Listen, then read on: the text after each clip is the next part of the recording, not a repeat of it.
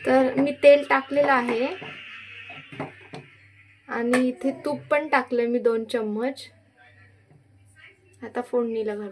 हे बघा छान असं फ्राय करून घ्यायचं. असं छान मसाला परतला नाही त्यातला कांदा टोमॅटो वगैरे की इथे जे आपण शिजून घेतली डाळ आहे ना ही घालायची याच्यामध्ये. घालून घ्यायची आणि छान मिक्स करायची डाळ याच्यात.